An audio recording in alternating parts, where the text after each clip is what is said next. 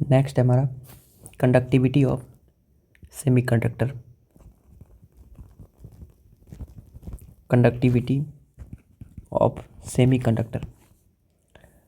तो सेमीकंडक्टर भी दो तरह के होते हैं, एक होता है हमारा इंट्रिंसिक सेमीकंडक्टर। इंट्रिंसिक सेमीकंडक्टर, आपको पता है कि इंट्रिंसिक सेमीकंडक्टर के अंदर नंबर ऑफ़ इलेक्ट्रॉन और नंबर ऑफ़ होल्स क्या होते हैं, सेम होते हैं और equal to Ni, number of intrinsic charge carriers. तो अगर मान लेते हैं कि कोई ये सेमी कंडक्टिंग मटेरियल है ऐसे और अगर हम ऐसे इलेक्ट्रिक फील्ड अप्लाई करेंगे ऐसे, तो इस इलेक्ट्रिक फील्ड अप्लाई करने की वजह से जो इसके अंदर इलेक्ट्रॉन है वो होल्स हैं, इलेक्ट्रॉन भागेंगे इलेक्ट्रिक फील्ड के अपोजिट और होल्स भागेंगे इधर की तरफ। यहाँ पर जो मोबिलिटी है वो दो तरह से डिफाइन करेंगे, एक इलेक्ट्रॉन का, this is mobility of free electrons, mobility of free electrons, और म्यू एच होगा एक जो मोबिलिटी ऑफ होल्स होंगे, मोबिलिटी ऑफ होल्स। पीछे हम पढ़ाए थे होल्स जो होते हैं वो एक डिफिशिएंट इलेक्ट्रॉन प्लेस होता है, ठीक है।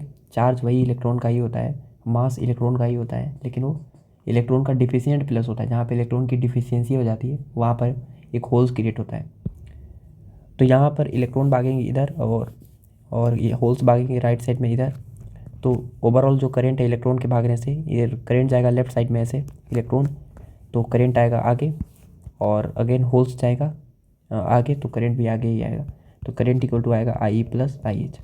लेकिन एक बात हमको पता है कि जो आई एच का वैल्यू होता है वो आई से बहुत ही क्या होता है, कम होता है, क्योंकि होल्स की वजह से जो करंट होता है, होल्स की वजह से करंट, वो होल्स कब बनते हैं, होल्स की वजह से करंट, वो होल्स कब बनते हैं, जब कोवेलेंट बॉन्ड ब्रेक होता है। तो कोवेलेंट बॉन्ड ब्रेक होंगे तब ना होल्स क्रिएट होंगे। तो इसलिए जो इलेक्ट्रॉन होते हैं फ्री इलेक्ट्रॉन्स, उसकी वजह से करंट ज़्यादा होता है और होल्स की वजह से करंट कम होता है, ठीक है। अब यहाँ पर अगर हम चाहते हैं करंट लिखना, तो आई इज इक्वल टू होगा आई प्लस आई एच। तो I is equal to I, तो आपको पता है कि V D E N A होता है, ठीक है।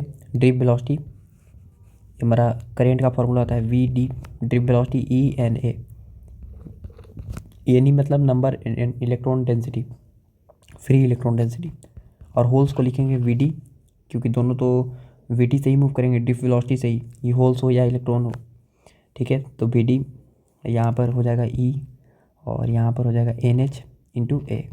अब हमको पता है यहाँ पे कि एन ई और एन एच जो है दोनों सेम होता है, और किसके बराबर होता है, वो इंट्रिंसिक चार्ज कैरियर्स एन आई के बराबर होता है। तो दोनों में से हम कॉमन ले लेंगे, क्या इसके जगह पे भी हम एन आई लिख सकते हैं और इसके जगह पे भी हम एन आई लिख सकते हैं। तो एन आई कॉमन लेंगे, और क्या कॉमन है, ई कॉमन है, ठीक है। एन आई कॉमन है, यहाँ पे ड्रिप वेलोसिटी जो है, सॉरी, इलेक्ट्रॉन का अलग होगा और होल्स का क्या होगा, अलग होगा। तो यहाँ पर ड्रिप वेलोसिटी ऑफ इलेक्ट्रॉन और ड्रिप वेलोसिटी ऑफ होल्स, तो ई और इतना कॉमन ले लेंगे, तो यहाँ बन जाएगा drip velocity of electron plus drip velocity of holes. Same नहीं होगा, लेकिन ड्रिप वेलोसिटी अलग अलग होगा। तो करंट इक्वल टू हो जाएगा N I E A into drip velocity of electron plus drip velocity of holes. यहाँ पर अगर हम इलेक्ट्रिक फील्ड से अप्लाई डिवाइड करें तो करंट इक्वल टू हो जाएगा N I E A, sorry current density लिखे पहले, तो करंट डेंसिटी कितना लिखाएगा, करंट डेंसिटी होता है जे बराबर आई बाई एरिया, तो एरिया से डिवाइड हो जाएगा, तो N I into E into drip velocity of electron plus drip velocity of holes.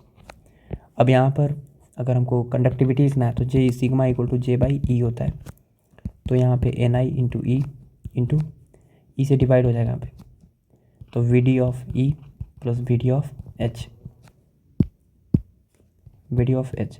ए वाला जो है जे की जगह पे, ये वाला जे इसकी जगह पे यहाँ पे रख दिए, तो हमारे पास सिग्मा आ जाएगा मेरे पास एन आई इंटू ई, और वी इसको हम जो इलेक्ट्रिक फील्ड है उन दोनों को अलग अलग दे देते हैं, drip velocity of electron, drip velocity of electron upon electric field plus drip velocity of holes by electric field. अब यहाँ पर सिग्मा जो आएगा मेरे पास आ गया N I into E into drip velocity of electron by electric field को मोबिलिटी ऑफ इलेक्ट्रॉन बोल देंगे, और plus drip velocity of holes by electric field तो मोबिलिटी ऑफ होल्स बोल देंगे, ठीक है, इस तरह से। तो ये था हमारा कंडक्टिविटी ऑफ इंट्रिंसिक सेमीकंडक्टर। अगर कोई बोले कि रेजिस्टिविटी निकालिए, तो रेजिस्टिविटी भी निकाल देंगे। तो रेजिस्टिविटी क्या होगा, रो इज इक्वल टू 1/सिग्मा। तो 1/सिग्मा कितना है हमारा, NI into E into mu E plus mu H. तो यहाँ पर यही हो गया हमारे पास रेजिस्टिविटी। ठीक है, तो ये था हमारा इंट्रिंसिक सेमीकंडक्टर का कंडक्टिविटी और रेजिस्टिविटी। क्लियर हो गया होगा।